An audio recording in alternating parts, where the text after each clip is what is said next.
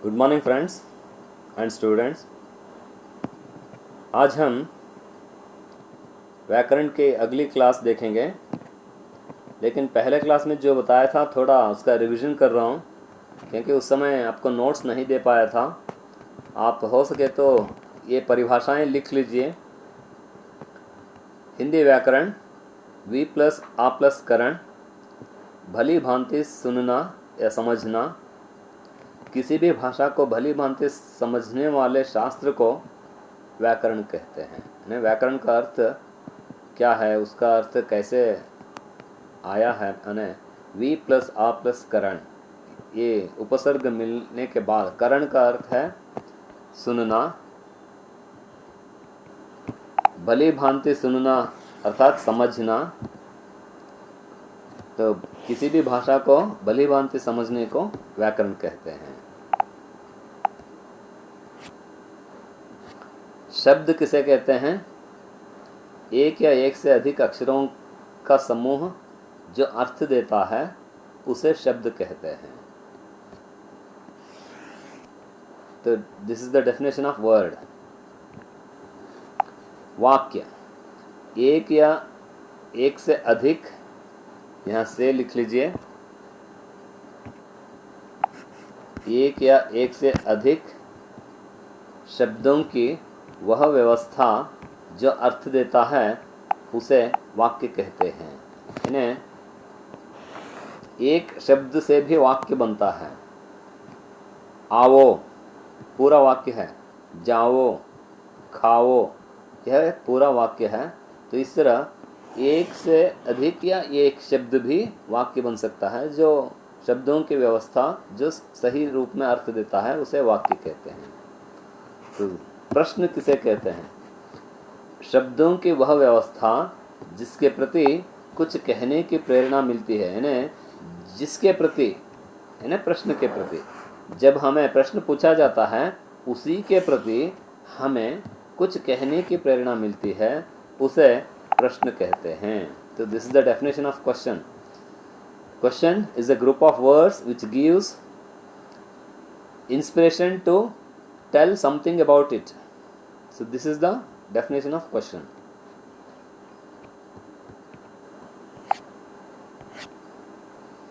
अब देखेंगे क्रिया।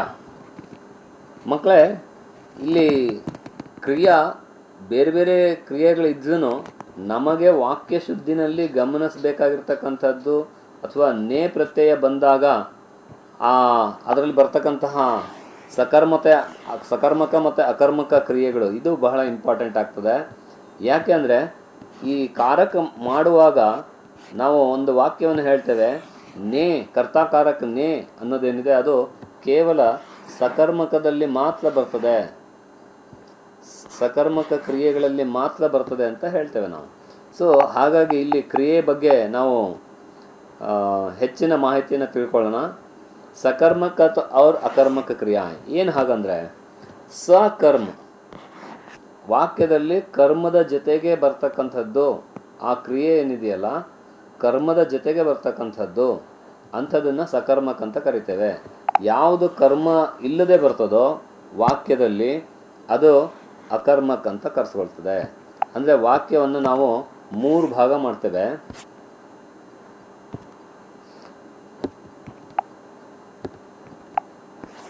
ಏನು 3 ಭಾಗ?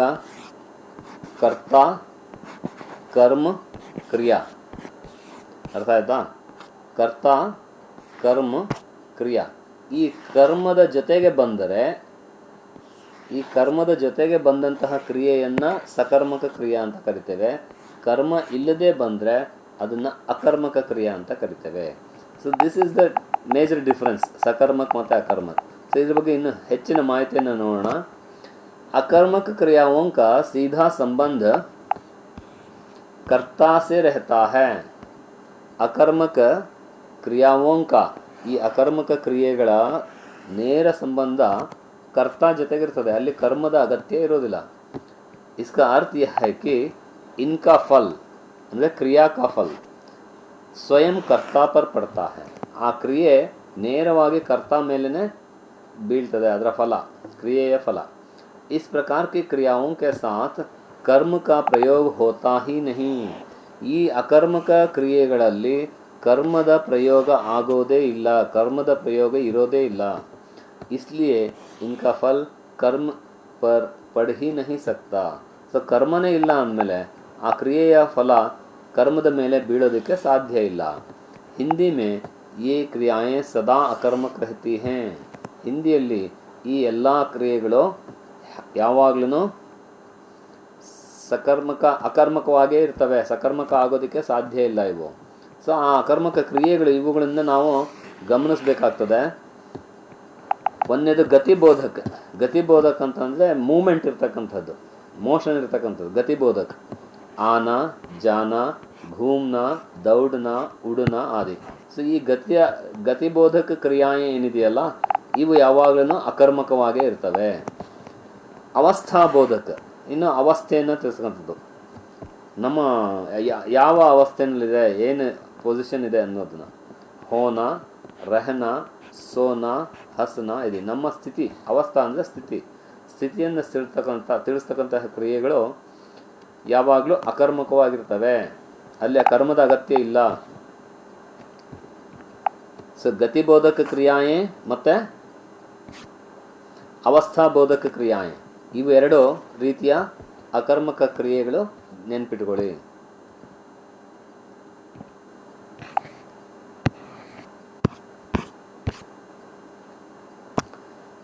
ಅಕರ್ಮಕ ಕ್ರಿಯಾ ಪಹಚಾನ್ನ ಬಹುತ್ ಹಿ ಆಸಾನ್ ಹೈ. ಈ ಅಕರ್ಮಕ ಕ್ರಿಯೆಯನ್ನು ನಾವು ಹೇಗಪ್ಪ ಕಂಡುಹಿಡಿಯೋದು, ಅದು ಕರ್ಮನೋ ಸಕರ್ಮಕನೋ ಅಕರ್ಮಕನೋ ಅಂಥೇಳಿ. ಸೊ ಇದು ಕಂಡುಹಿಡಿಯೋದು ಬಹಳ ಸುಲಭ. अकर्मक क्रिया रहने पर वाक्य का अर्थ कर्म के बिना ही पूरा हो जाता है. ಈ ಅಕರ್ಮಕ ಕ್ರಿಯೆ ಇದ್ದಾಗ ಕರ್ಮ ಇಲ್ಲದೆ ವಾಕ್ಯ ಪೂರ್ತಿಯಾಗ್ತದೆ, ವಾಕ್ಯ ಸಂಪೂರ್ಣ ಅರ್ಥವನ್ನು ಕೊಡ್ತದೆ. ಜೈಸೆ ವಹ ಸೋತಾ ಹೈ, ಇಲ್ಲಿ ವಹ ಅನ್ನೋದು ಕರ್ತ, ಸೋತಾ ಹೈ ಕ್ರಿಯಾ. ಸೊ ಈ ಕರ್ತ ಮತ್ತು ಕ್ರಿಯಾ ಇವೆರಡರಿಂದನೇ ನಮಗೆ ವಾಕ್ಯ ಸಂಪೂರ್ಣ ಅರ್ಥವನ್ನು ಕೊಡ್ತದೆ, ಕರ್ಮದ ಅಗತ್ಯ ಬರೋದಿಲ್ಲ ಅಲ್ಲಿ. ಸೊ ಇದು ಬಹಳ ಸುಲಭವಾಗಿ ಕಂಡುಹಿಡಿಬೋದು. इस वाक्य का अर्थ समझने के लिए कर्ता को छोड़ और किसी दूसरे शब्द की आवश्यकता ही नहीं. ಸೊ ಈ ವಾಕ್ಯವನ್ನು ಅರ್ಥ ಮಾಡ್ಕೊಳ್ಳೋದಕ್ಕೆ ಕರ್ತ ಒಂದೇ ಸಾಕು, ಕರ್ಮದ ಅಗತ್ಯ ಇಲ್ಲ, ಬೇರೆ ಯಾವುದೇ ಶಬ್ದದ ಅಗತ್ಯ ಇಲ್ಲ. इसलिए सोना ಅಕರ್ಮಕ ಕ್ರಿಯಾ ಹೈ. ಇಲ್ಲಿ ಆದ್ದರಿಂದ ಇಲ್ಲಿ ಸೋನ ಅನ್ನೋದು ಅಕರ್ಮಕ ಕ್ರಿಯೆ. ಸಕರ್ಮಕ ಕ್ರಿಯಾओं का फल कर्म पर पड़ता है. ಈ ಸಕರ್ಮಕ ಕ್ರಿಯೆಗಳ ಫಲ ಏನಿದೆ ಅದರ ಒಂದು ರಿಸಲ್ಟು, ಫಲ ಅಂದರೆ ರಿಸಲ್ಟ್, ಕ್ರಿಯೆಯ ರಿಸಲ್ಟ್ ಏನಿದೆ ಅದು ಕರ್ಮದ ಮೇಲೆ ಬೀಳ್ತದೆ. इसलिए कर्म के बिना उनका अर्थ पूरा नहीं हो सकता. ಕರ್ಮ ಇಲ್ಲದೆ ಆ ಒಂದು ವಾಕ್ಯ ಪೂರ್ತಿ ಆಗೋದಿಲ್ಲ, ಅದರ ಅರ್ಥ ಸಂಪೂರ್ಣ ಆಗೋದಿಲ್ಲ. ಜೈಸೆ ವಹ ರೋಟಿ ಖಾತಾ ಹೈ, ಅವನು ರೊಟ್ಟಿ ತಿಂತಾ ಇದ್ದಾನೆ. ಏನು ವಹ ಖಾತಾ ಹೈ ಅಂದ್ರೂ ಅದರಲ್ಲಿ ಏನೋ ಒಂದು ವಸ್ತು ಇದ್ದೇ ಇರ್ತದೆ. ಹಾಗಾಗಿ ಈ ಕ್ರಿಯೆಗಳಲ್ಲಿ ಕರ್ಮದ ಅಗತ್ಯ ಇದ್ದೇ ಇರ್ತದೆ. ಸೊ ಕರ್ಮ ಲುಪ್ತ ಆಗಿರ್ಬೋದು, ಹಿಡನ್ ಆಗಿರ್ಬೋದು, ಬಟ್ ಅದನ್ನು ಹೈಡ್ ಆದ ತಕ್ಷಣ ಅದನ್ನು ನಾವು ಅಕರ್ಮಕ ಅಂತ ಕರೆಯೋದಿಲ್ಲ. ಸೊ ಈ ರೀತಿಯ ಕ್ರಿಯೆಗಳನ್ನು ಗಮನಿಸಬೇಕಾಗ್ತದೆ.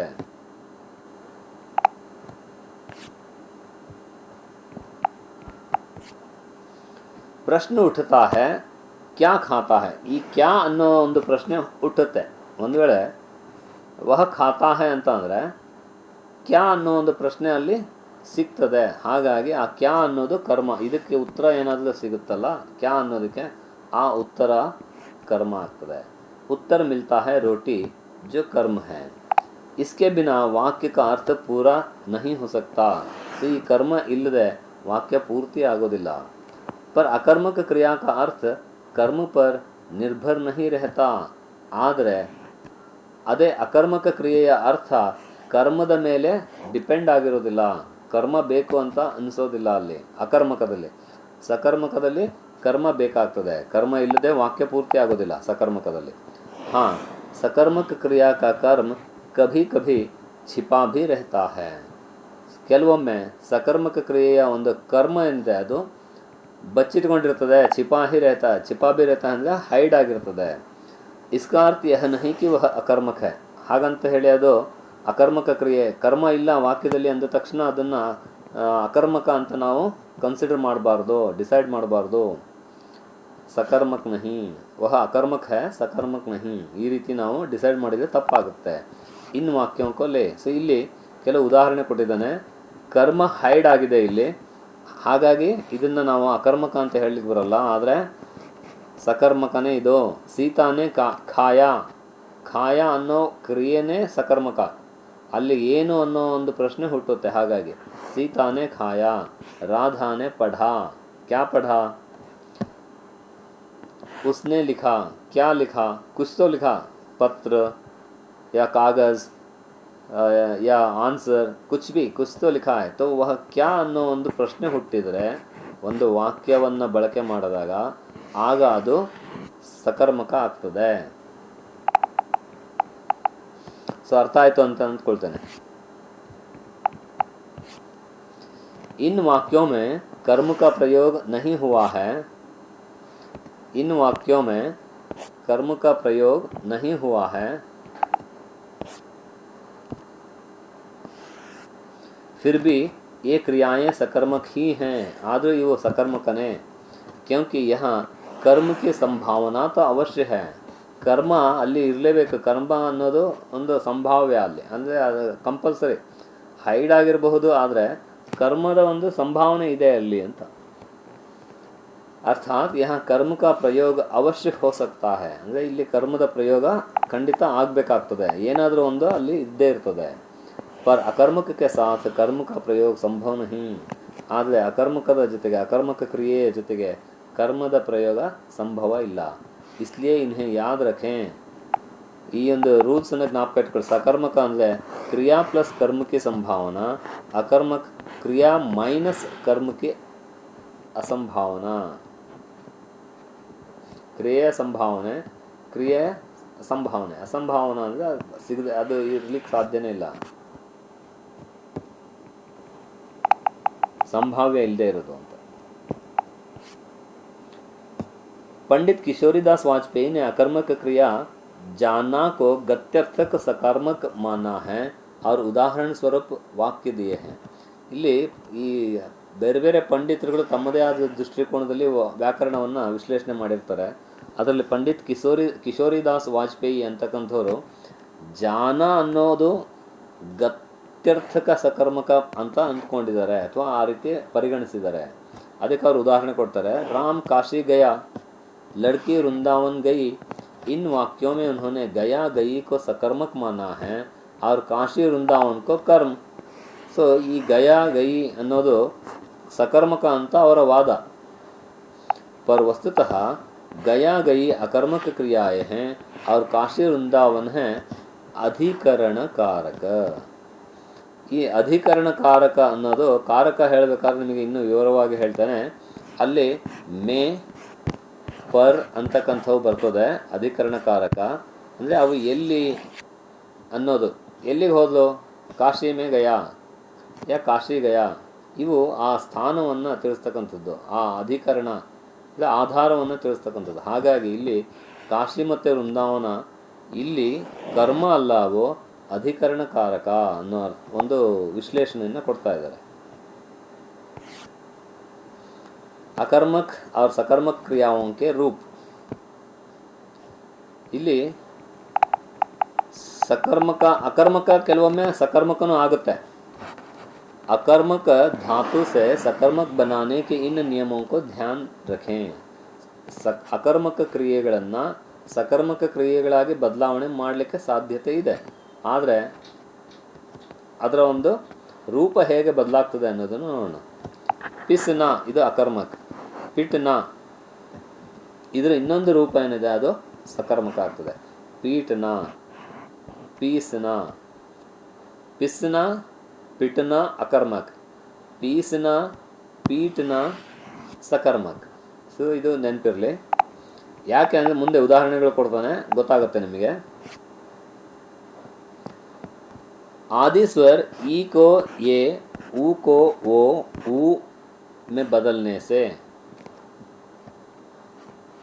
ಆದಿ ಸ್ವರ ಈ, ಆದಿ ಅಂದರೆ ಮೊದಲು, ಶಬ್ದದ ಮೊದಲು ಇರ್ತಕ್ಕಂತಹ ಈ ಅನ್ನು ಎ ಉ ಎ ಆಗಿ ಬದಲಾವಣೆ ಆದರೆ, ಸೊ ಉ ಅನ್ನೋ ಒಂದು ಸ್ವರ ಅಥವಾ ಊ ಅನ್ನೋ ಒಂದು ಧ್ವನಿ ಓ ಅಥವಾ ಊ ಆಗಿ ಬದಲಾದರೆ ಅದು ಏನಾಗ್ತದೆ? ಸಕರ್ಮಕ ಆಗ್ತದೆ. ಅಕರ್ಮಕದಿಂದ ಸಕರ್ಮಕ ಆಗ್ತಕ್ಕಂಥದ್ದು. ಫಿರ್ನಾ ಫೇರ್ನಾ, ಈ ಇರೋದು ಎ ಆಗಿದೆ. ಫಿರ್ನಾ ಫೇರ್ನಾ, ಊ ಇರೋದು ಓ ಆಗಿದೆ. ಖುಲ್ನಾ ಖೋಲ್ನಾ, ಜುಡ್ನಾ ಜೋಡ್ನಾ. ಇದನ್ನು ಪ್ರೇರಣಾರ್ಥಕ ಕ್ರಿಯೆ ಅನ್ನೋ ಒಂದು ಹೆಸರಿನಲ್ಲಿ ನಾವು ಅಧ್ಯಯನ ಮಾಡ್ತೇವೆ. ಪ್ರಥಮ ಪ್ರೇರಣಾರ್ಥಕ ಕ್ರಿಯಾ, ದ್ವಿತೀಯ ಪ್ರೇರಣಾರ್ಥಕ ಕ್ರಿಯಾ ಅಂಥೇಳಿ.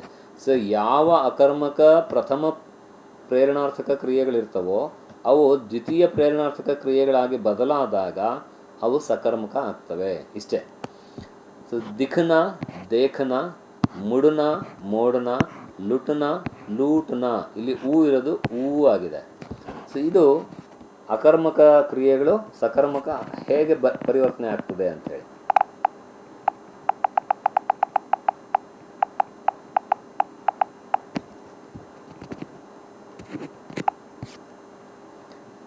दो अक्षरों की धातु से पहले या दूसरे ह्रस्व को दीर्घ में बदलने से आ अन्नोदो आ आगे बदलाದಾಗ ಒಂದು ವೇಳೆ और तीन अक्षरों की धातु के दूसरे या तीसरे ह्रस्व को दीर्घ आ में बदलने से सो उठना उठाना अ ಇರೋದು दूसरे ಎರಡನೇ ಠ ಇದೆಯಲ್ಲ ಆ ಆಗಿದೆ.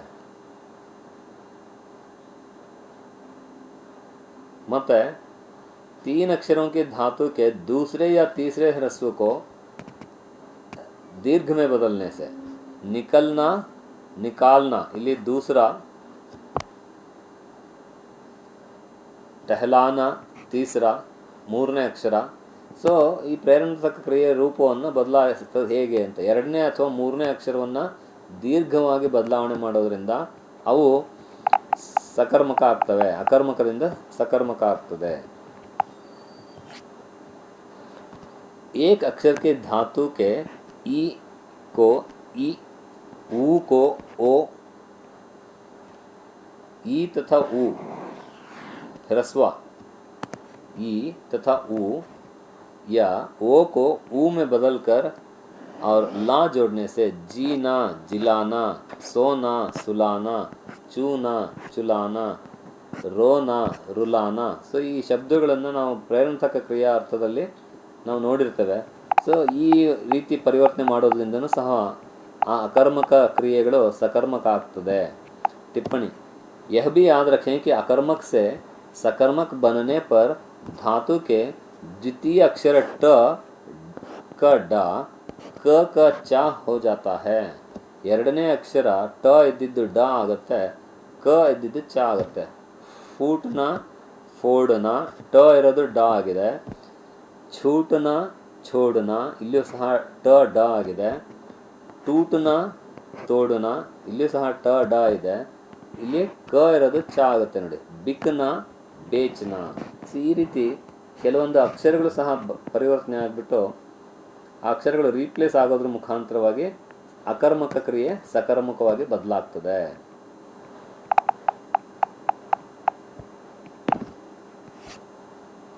ಸೊ ಇದು ಸಕರ್ಮಕ ಮತ್ತು ಅಕರ್ಮಕ ಕ್ರಿಯೆಗೆ ಇದ್ದಂತಹ ಒಂದು ಎಕ್ಸ್ಪ್ಲನೇಷನ್. ಸ್ನೇಹಿತರೆ ಹಾಗೂ ಮಕ್ಕಳೇ, ನಮ್ಮನ್ನು ಇದೇ ರೀತಿ ಪ್ರೋತ್ಸಾಹ ಮಾಡ್ತೀರಾ ಅಂತ ಕೇಳ್ತಾ ಈ ಸಕರ್ಮಕ ಅಕರ್ಮಕ ವಿಡಿಯೋನ ಇಲ್ಲಿಗೆ ಮುಗಿಸ್ತಾ ಇದ್ದೇನೆ. ಧನ್ಯವಾದಗಳು. ಎಲ್ರಿಗೂ ಸಬ್ಸ್ಕ್ರೈಬ್ ಮತ್ತು ಶೇರ್ ಮಾಡಲಿಕ್ಕೆ ಹೇಳಿ. Thank you.